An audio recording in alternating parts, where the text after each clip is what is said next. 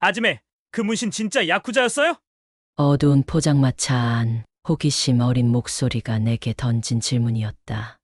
나는 소주잔을 천천히 비우고 긴 한숨을 내쉬었다. 내 팔에 새겨진 붉은 봉황 문신이 등불 아래 희미하게 빛났다. 사람은 과거보다 지금이 중요하단다. 내 말에 포장마차 안이 고요해졌다.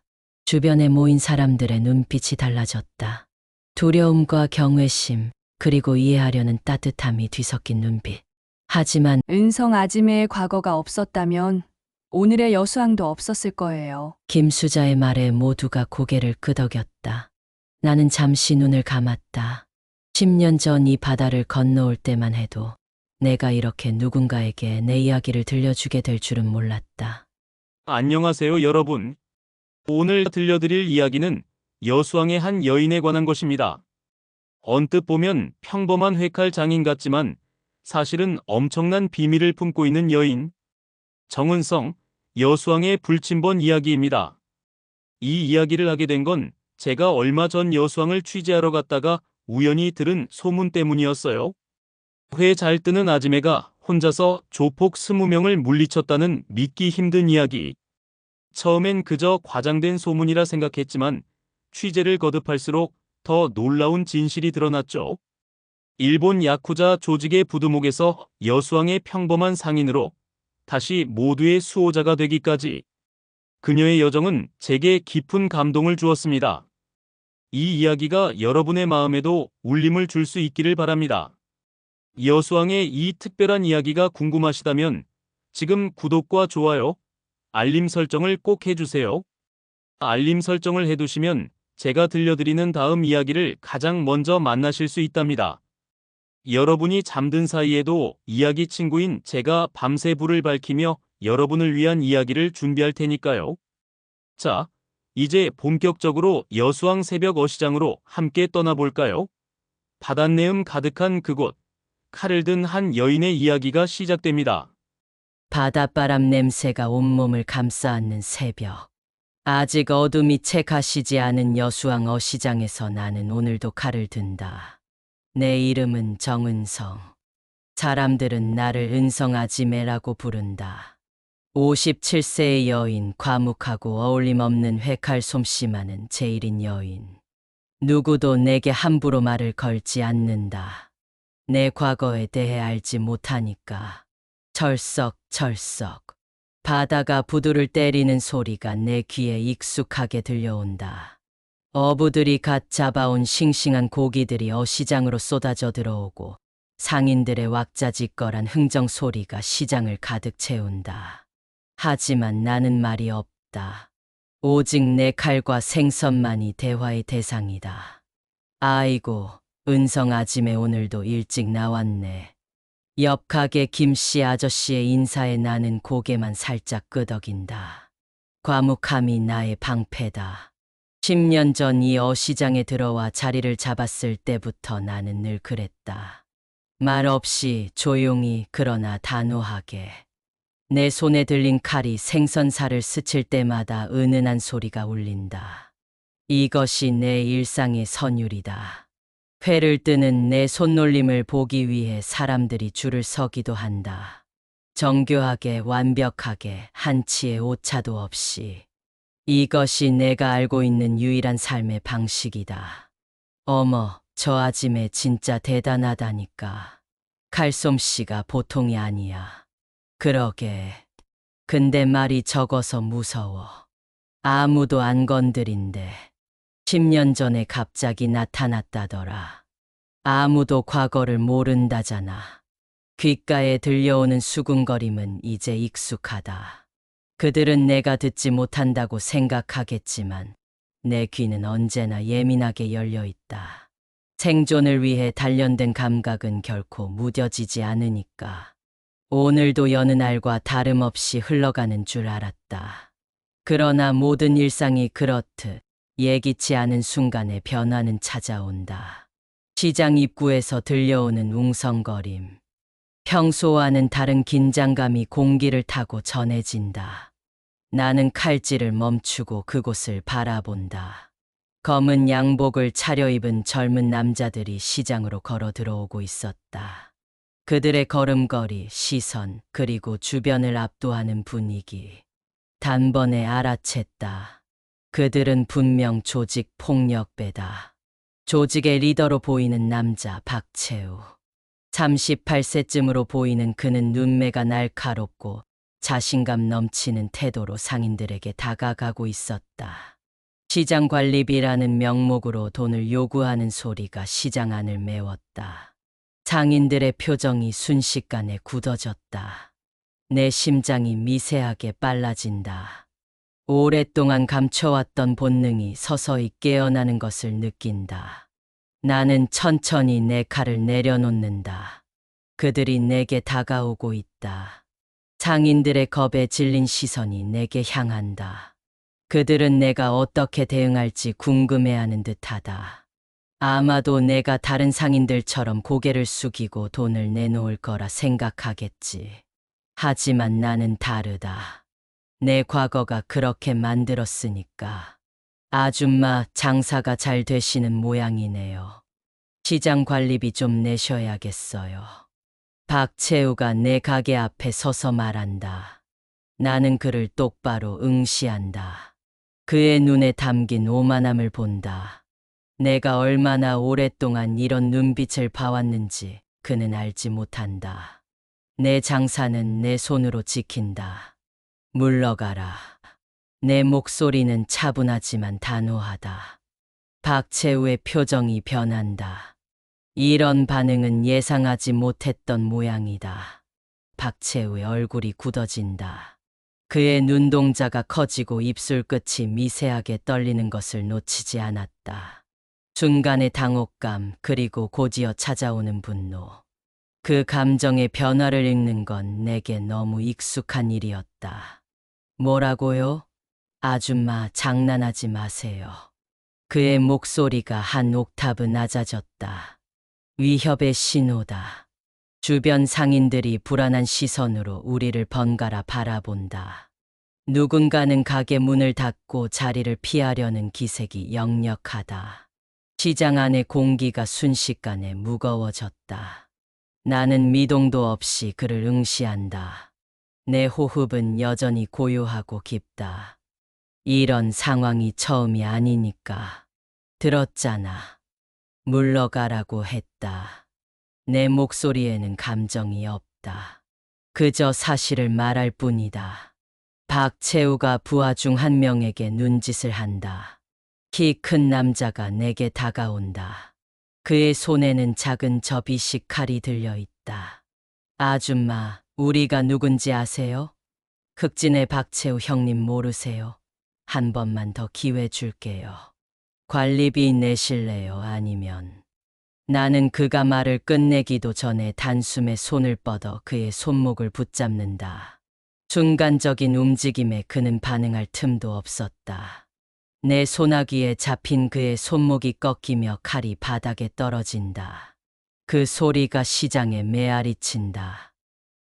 으아, 그가 고통에 찬 비명을 지른다. 나는 그의 손목을 놓아주고 다시 제자리에 선다. 움직임은 물 흐르듯 자연스럽고 경제적이었다. 오랜 시간 몸에 밴 동작들. 박채우의 표정이 변한다. 당황과 분노 그리고 미세한 두려움까지. 그는 자신의 부하를 바라보고 다시 나를 본다. 뭐야 이거? 그가 다른 부하들에게 손짓한다. 이번엔 3명이 동시에 나를 향해 움직인다. 나는 천천히 내 겉옷 단추를 풀기 시작한다. 상인들의 시선이 일제히 내게 꽂힌다. 누군가 숨을 들이킨다. 옷이 열리고 내 목부터 팔까지 드러난다. 시장 전체가 침묵에 빠진다. 내 피부에 새겨진 붉은 봉황 문신. 그것은 단순한 장식이 아니다. 일본 간토파 야쿠자 조직의 징표. 그것도 최고위급만이 가질 수 있는 권위의 상징이다. 간토파 카이초였다. 일본어와 한국어가 섞인 내 말투에 박채우의 얼굴이 창백해진다. 간토파는 일본 최대 야쿠자 조직 중 하나. 카이초는 조직 내 부두목을 의미한다. 나는 그들의 세계에서 살아남은 여자다. 바다의 짠 향기가 코끝을 스치고 어시장의 비린내가 공기 중에 떠다닌다. 그 모든 냄새 속에서도 나는 그들의 공포 냄새를 맡을 수 있다. 땀과 아드레날린이 섞인 그 특유의 냄새. 니들은 장난감 총 가지고 놀던 아이들에 불과해. 진짜 칼날을 본 적 없는 녀석들. 내 말에 박채우의 턱이 경직된다. 그는 잠시 망설이더니 부하들에게 물러나라는 신호를 보낸다. 그들은 쓰러진 동료를 부축해 천천히 뒤로 물러선다. 오늘은 그냥 넘어가겠습니다. 하지만 이게 끝이 아니에요, 아줌마. 박채우가 이를 악물며 말한다. 그의 목소리에 담긴 위협을 놓치지 않았다. 그들은 분명 더 많은 인원을 데리고 돌아올 것이다. 이건 시작에 불과하다. 그들이 시장을 빠져나가자 주변이 술렁이기 시작한다. 장인들이 나를 향해 놀란 눈빛을 보낸다. 한 번도 본 적 없는 내 모습에 충격받은 듯하다. 내가 조용히 겉옷을 다시 여미자 시장은 더욱 조용해진다. 은성 아지매, 괜찮으세요? 옆 가게 김씨가 조심스럽게 물어온다. 내 눈에 깊은 한숨이 서린다. 괜찮아요. 그들은 돌아올 거예요. 더 많은 인원을 데리고. 오랜 시간 감춰왔던 과거가 수면 위로 떠오른다. 내가 얼마나 필사적으로 묻어두려 했던 기억들. 하지만 짐승의 본능은 결코 사라지지 않는 법. 위험이 닥치면 그것은 다시 깨어난다. 가게로 돌아와 나는 칼을 다시 손에 든다. 손가락이 미세하게 떨리고 있다. 그것은 두려움이 아닌 오랫동안 억눌러온 무언가가 깨어나는 느낌이다. 내 안에 잠들어 있던 짐승이 서서히 눈을 뜨고 있다. 시장 너머로 바다가 보인다. 끝없이 펼쳐진 푸른 바다. 10년 전 나는 그 바다를 건너 이곳에 왔다. 과거를 벗어던지고 새로운 삶을 찾아서. 하지만 어쩌면 진정한 평화란 없는 건지도 모른다. 적어도 나 같은 사람에게는. 오늘 밤 나는 무엇을 준비해야 할지 알고 있다. 그들은 분명 돌아올 것이다.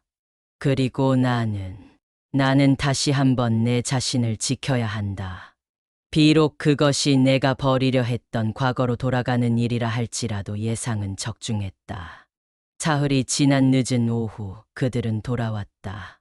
시장이 한창 붐비는 시간.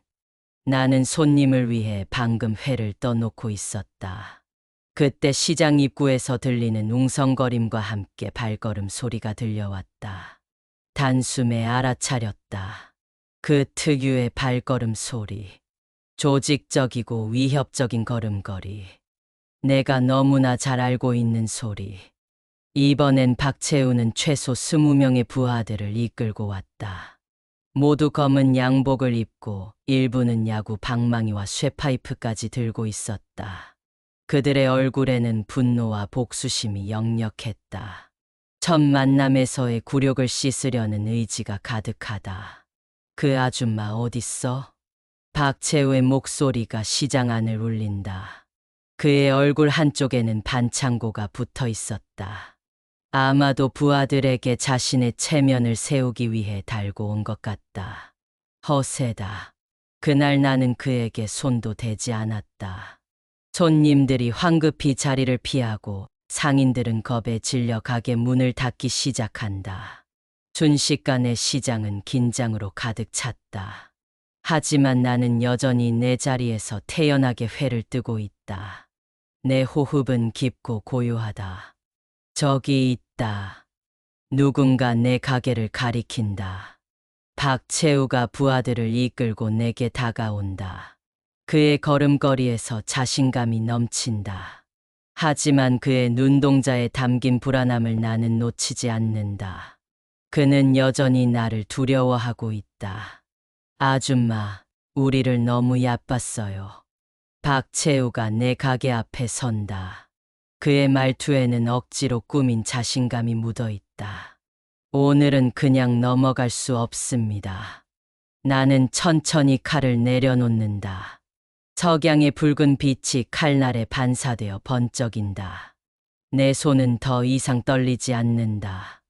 이미 결정을 내렸으니까. 나는 다시 피 흘리고 싶지 않았다. 내 말에 박채우가 비웃는다. 그런 소리 하기엔 늦었어요. 이제 교훈을 가르쳐 드릴게요. 그가 부하들에게 신호를 보낸다. 쇠파이프를 든 2명이 먼저 움직인다. 그들은 내게 달려들며 파이프를 높이 든다. 그들의 움직임은 느리고 예측 가능하다. 특별한 훈련을 받지 않은 거리의 깡패들이다. 나는 몸을 낮추고 첫 번째 남자의 손목을 잡는다. 내 손에 가해지는 압력이 그의 신경을 찌른다. 파이프가 그의 손에서 미끄러져 내 손으로 넘어온다. 두 번째 남자가 달려드는 순간 나는 빙글 돌며 파이프로 그의 무릎을 가볍게 친다. 그는 균형을 잃고 쓰러진다. 모든 동작이 물 흐르듯 자연스럽다. 내 몸은 오랜 기억을 되살려 스스로 움직이고 있다. 30년 전 내가 배웠던 모든 기술이 다시 깨어나고 있다. 박채우의 얼굴이 창백해진다. 그는 나머지 부하들에게 외친다. 다 같이 가. 한꺼번에.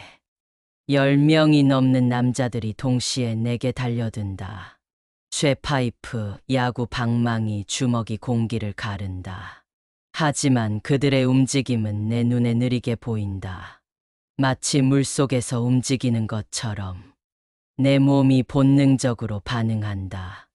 한 명의 공격을 피하면서 다른 한 명의 균형을 무너뜨린다. 그들의 힘을 역이용해 서로 부딪히게 만든다. 하나의 연속된 움직임으로 3명, 4명을 제압한다. 누군가의 주먹이 내 얼굴을 향해 날아온다. 나는 몸을 틀어 피하고 그의 팔을 잡아 돌린다. 균형을 잃은 그는 다른 동료들 위로 쓰러진다. 쇠파이프를 든 남자가 뒤에서 접근한다. 그의 숨소리, 발걸음 소리가 내 귀에 들어온다. 나는 몸을 숙이고 뒤로 돌아 파이프를 잡아챈다. 그의 손목을 꺾어 무기를 빼앗고 그대로 그를 제압한다. 1분도 채 되지 않아 20명의 남자들이 모두 바닥에 쓰러져 있다. 신음소리와 고통에 찬 신음이 시장 안을 채운다. 나는 숨조차 거칠지 않다. 오히려 내 몸은 더 이상 떨리지 않는다. 밀려오는 감각이 있다면 그건 슬픔뿐이다. 이 손으로. 다시는 피 흘리기 싫었는데 나는 자신의 손을 내려다보며 중얼거린다. 내 손은 더 이상 회칼을 든 어시장 아지매의 손이 아니다. 그것은 수많은 적을 쓰러뜨린 야쿠자의 손이다. 박채우만이 홀로 서 있다. 그는 공포에 질린 표정으로 나를 바라본다. 그의 얼굴에서 모든 혈색이 사라졌다. 넌 대체 뭐야? 나는 그에게 천천히 다가간다. 그는 본능적으로 뒤로 물러선다. 내가 그의 앞에 멈춰선다.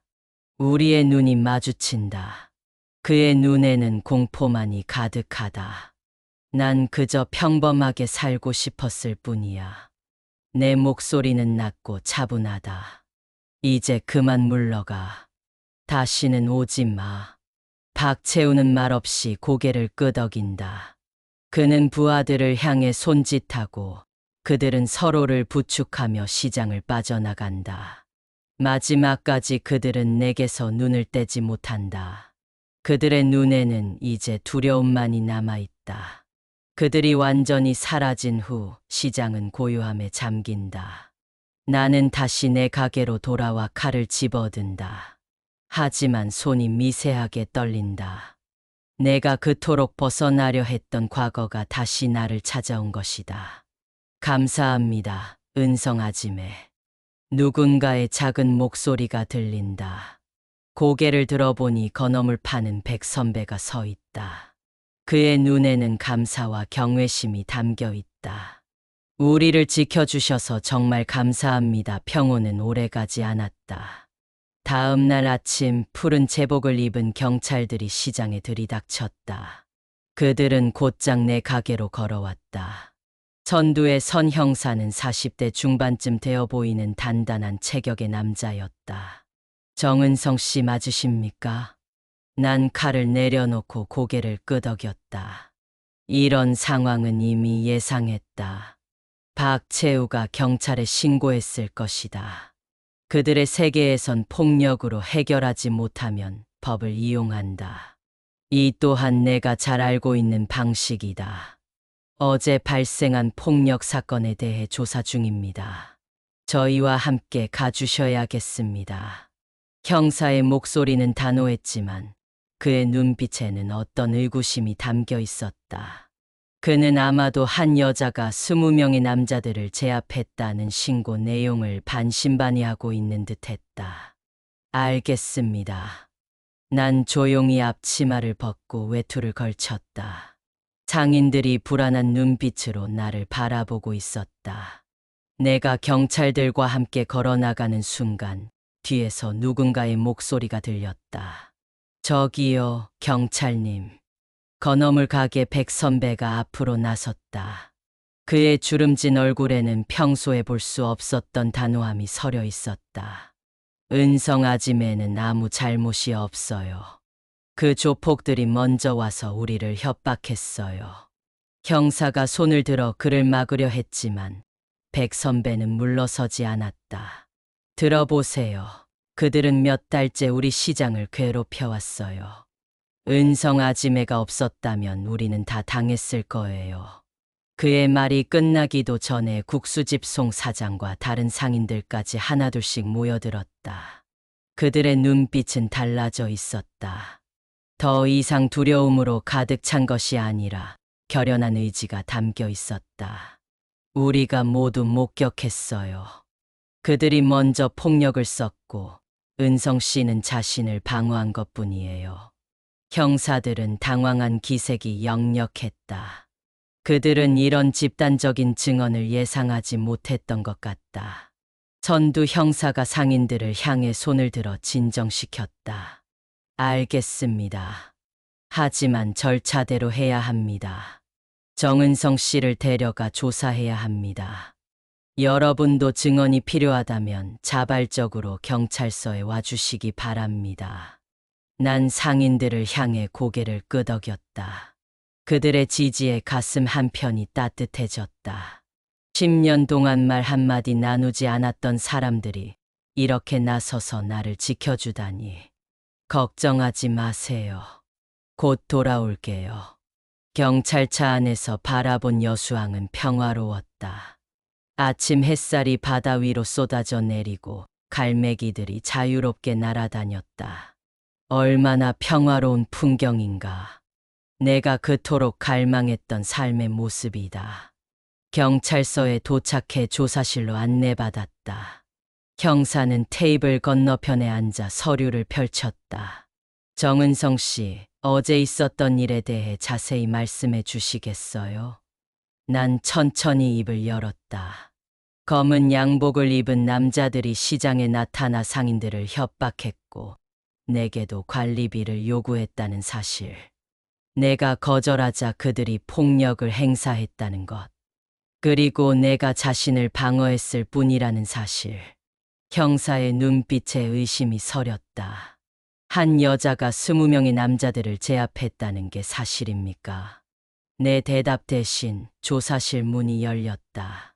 다른 형사가 들어와 선두 형사에게 귓속말을 했다. 그의 표정이 변했다. 시장 상인들이 도착했습니다. 20명이 넘는다고 합니다. 형사의 눈이 커졌다. 그는 나를 다시 바라보았다.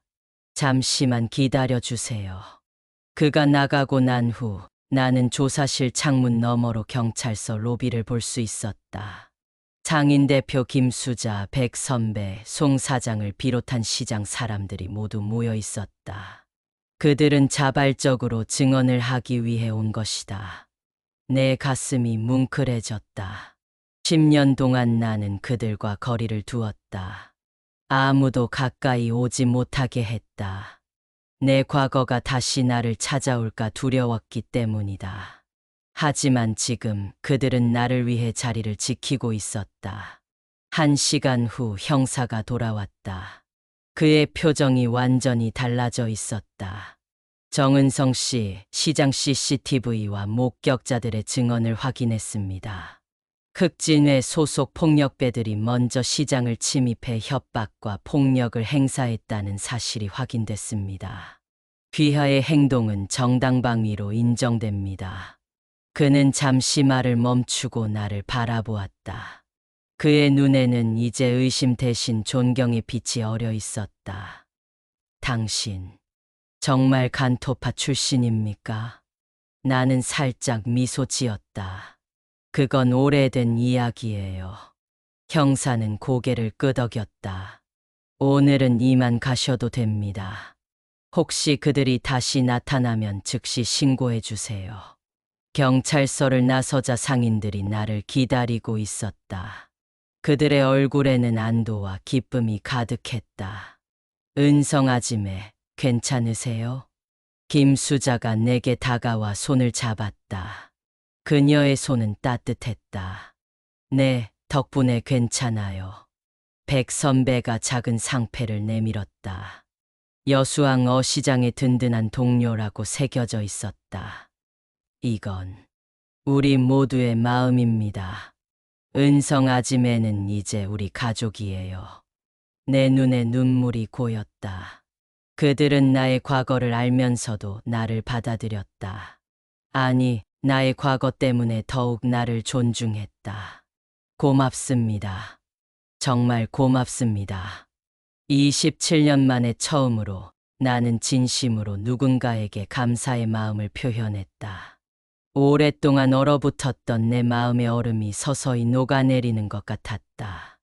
이제 다 같이 시장으로 돌아갑시다. 오늘 저녁은 제가 쏩니다.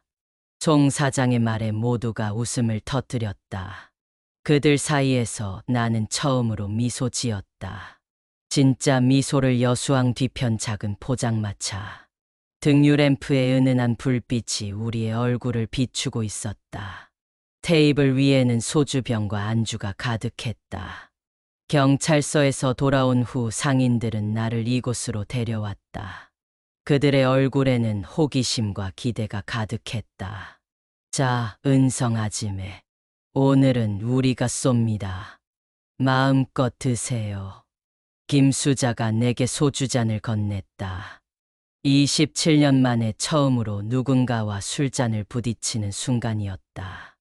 내 손이 미세하게 떨렸다. 내가 마지막으로 다른 사람과 술을 마신 것은 일본 오사카의 어느 지하 바에서였다.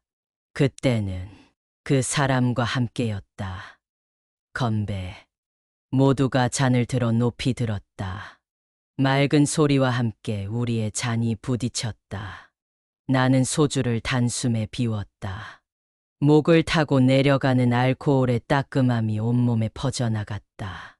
오래된 감각이 되살아났다.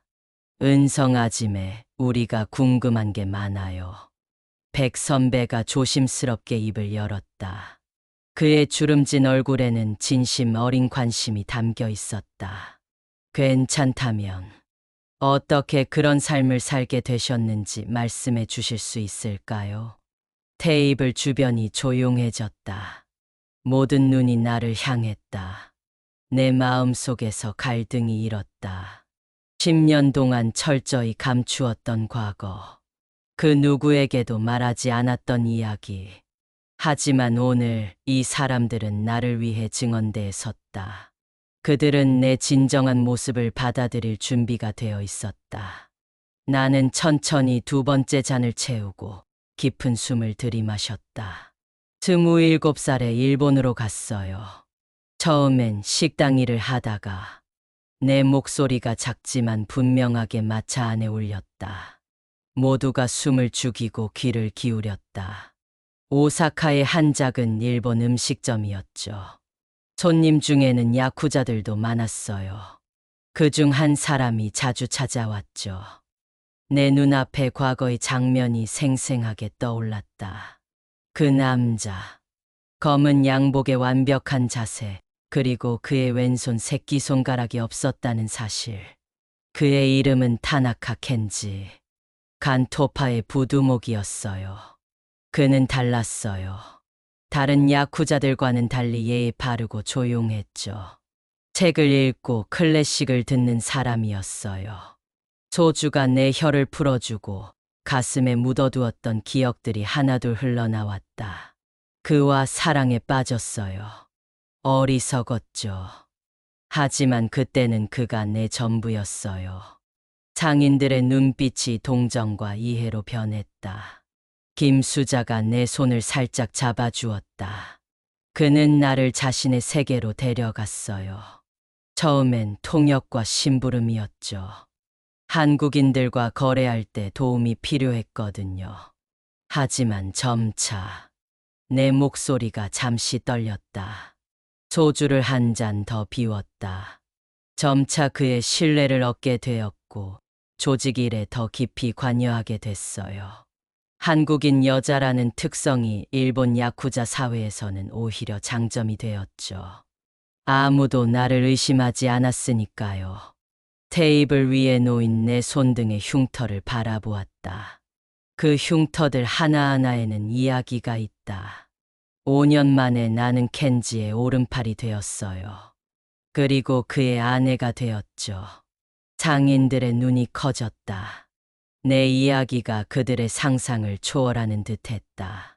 행복했나요? 종 사장의 진지한 물음에 나는 쓴웃음을 지었다. 잠시는요.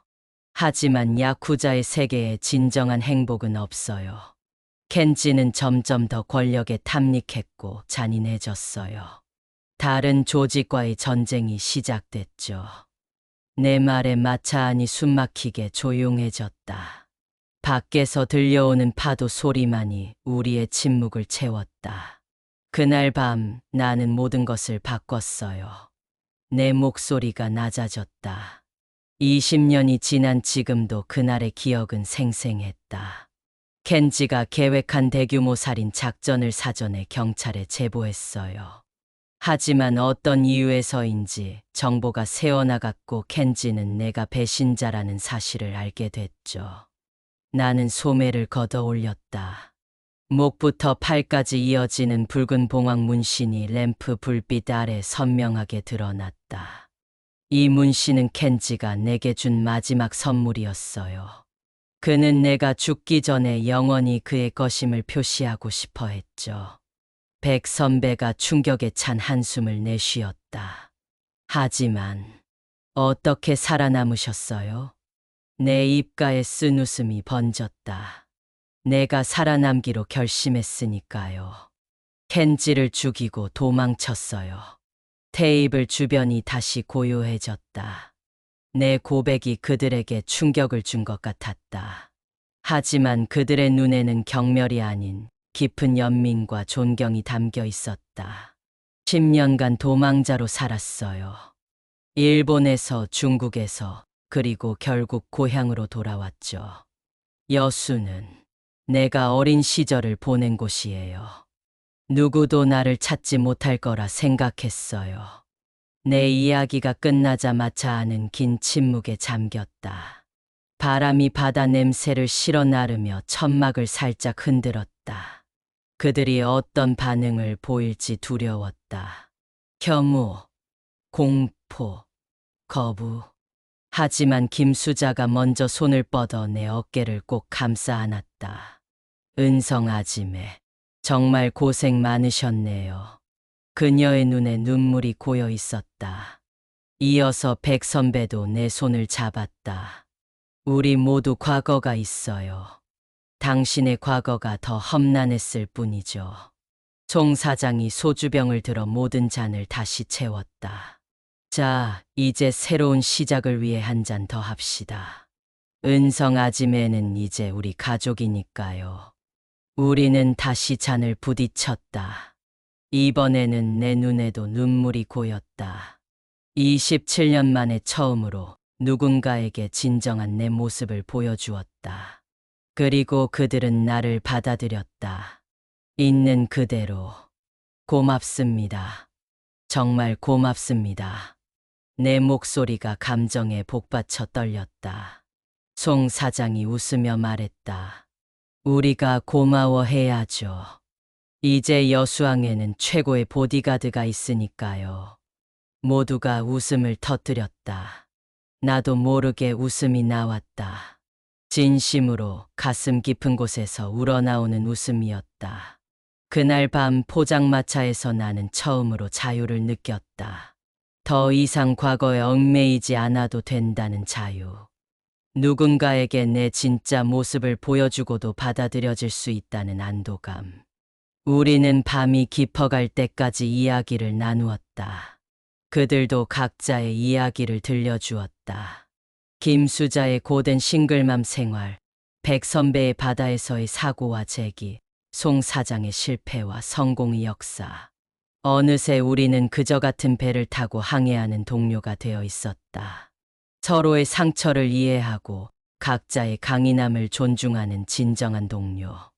밤하늘의 별을 바라보며 나는 생각했다. 어쩌면 이것이 내가 그토록 찾아 헤매던 평화일지도 모른다고. 다음날 새벽, 여수항은 늘 그렇듯 분주했다. 하지만 무언가 달라진 것이 있었다. 내 가게에 들어서자 상인들이 하나둘 고개를 돌려 내게 미소 지었다. 예전 같으면 피하던 시선들이 이제는 따뜻한 인사로 가득했다. 은성 아짐의 좋은 아침이에요. 오늘도 힘내요. 어제 이야기 들려주셔서 고마워요. 어제의 술자리는 내게 큰 변화를 가져왔다. 10년간 쌓아왔던 벽이 하룻밤 사이에 무너진 듯했다. 내 영혼의 무거운 짐이 조금은 가벼워진 것 같았다. 가게 준비를 마치고 칼을 손에 쥐었다. 이 손으로 얼마나 많은 생선을 썰었을까. 그리고 그 이전에는 얼마나 많은 상처를 입히고 받았을까. 하지만 오늘 아침 내 손의 감각이 달랐다. 더 부드럽고 더 자유로웠다. 오전이 되자 손님들이 몰려들기 시작했다. 놀랍게도 내 가게 앞에 긴 줄이 늘어섰다. 은성 아짐의 회가 최고라는 소문이 퍼졌어요. 옆 가게 김 씨의 말에 나는 어리둥절했다. 내 칼솜씨가 좋다는 건 알았지만 이렇게 인기가 많아질 줄은 몰랐다. 아짐의 모듬 회 한 접시요. 저도 회 한 접시 주세요. 소문 듣고 일부러 찾아왔어요. 내 손이 쉴 새 없이 움직였다. 칼날이 생선살을 스치며 만들어내는 소리가 마치 음악처럼 느껴졌다. 오랜만에 느끼는 기쁨이었다. 단순히 생존을 위한 일이 아닌 누군가에게 기쁨을 주는 일을 한다는 만족감. 점심시간 잠시 숨을 돌리려는 찰나 낯익은 얼굴이 내 가게 앞에 나타났다. 어제 나를 조사했던 형사였다. 하지만 이번엔 사복 차림이었고 옆에는 10살쯤 되어 보이는 소년이 있었다. 정은성 씨, 안녕하세요. 그가 친근하게 인사했다. 나는 경계심을 내려놓고 고개를 끄덕였다. 이게 우리 아들인데 회를 정말 좋아해서요. 여기가 최고라고 해서 데려왔습니다. 소년이 호기심 어린 눈으로 나를 올려다보았다. 그의 순수한 눈빛에 나도 모르게 미소가 지어졌다. 앉으세요. 오늘 들어온 광어가 정말 신선해요. 내가 정성껏 회를 떠서 그들 앞에 내려놓았다. 소년의 눈이 반짝였다. 우와, 정말 예쁘게 썰었어요. 형사가 회를 맛보고는 감탄했다. 정말 맛있네요. 평소에는 경찰서 근처 가게만 가는데 여기가 훨씬 좋네요. 그가 잠시 망설이다 덧붙였다. 사실 한 가지 더 말씀드리러 왔습니다. 박채우가 어젯밤 여수를 떠났다고 해요. 다시는 이 근처에 얼씬도 안 할 거라고 하더군요. 내 마음에 안도감이 퍼졌다. 하지만 동시에 묘한 허탈함도 느껴졌다. 10년 동안 도망자로 살았던 나는 또 다른 위험이 언제나 존재할 거라고 믿어왔다. 하지만 이제는 정말 평화롭게 살 수 있을까? 공식적으로 말할 수 없지만 형사가 목소리를 낮췄다. 당신 같은 분이 우리 지역에 계셔서 다행입니다. 감사합니다. 그의 진심 어린 눈빛에 나는 할 말을 잃었다.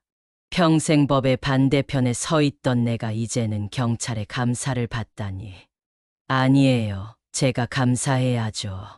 형사와 그의 아들이 떠나고 오후 영업이 한창일 때 또 다른 손님이 내 가게를 찾았다. 옆 건어물 가게 백 선배의 딸과 손자였다. 은성 아줌마, 할아버지가 회사 가지고 오래요. 8살쯤 되어 보이는 남자아이가 천진난만하게 말했다. 그의 어머니가 미소 지으며 보충했다. 아버지가 허리가 아파서요. 은성 씨 회만 드시겠다고 고집을 부리셔서요. 나는 특별히 신선한 광어 부위를 골라 정성껏 회를 떴다. 아이가 호기심 어린 눈으로 내 손놀림을 지켜보았다. 아줌마, 손이 진짜 빨라요. 마법사 같아요. 그의 순진한 감탄에 나도 모르게 웃음이 나왔다. 우리 은성 아지매는 진짜 마법사야. 그의 어머니가 윙크하며 말했다. 우리 눈이 마주쳤고 그녀의 눈빛에 담긴 의미를 나는 읽을 수 있었다. 그녀도 내 이야기를 들었을 것이다. 하지만 그 눈에는 두려움이 아닌 존경과 친근함이 담겨 있었다. 오후가 지나고 해가 서서히 지기 시작했다. 하루 종일 바쁘게 움직이느라 시간 가는 줄 몰랐다. 예전 같았으면 지치고 외로운 저녁이었겠지만 오늘은 달랐다. 마음이 따뜻했다. 가게를 정리하려는 찰나 국수집 송 사장이 따뜻한 어묵 국물을 들고 찾아왔다. 은성 아짐에 하루 종일 서서 일했으니 배고프실 것 같아서요. 이거라도 드세요. 그의 따뜻한 배려에 가슴이 뭉클했다. 나는 감사하게 국물을 받아들었다. 고마워요, 송 사장님. 사장님이라니요. 그냥 기범이라고 부르세요. 우린 이제 가족인걸요. 그의 말에 눈시울이 뜨거워졌다.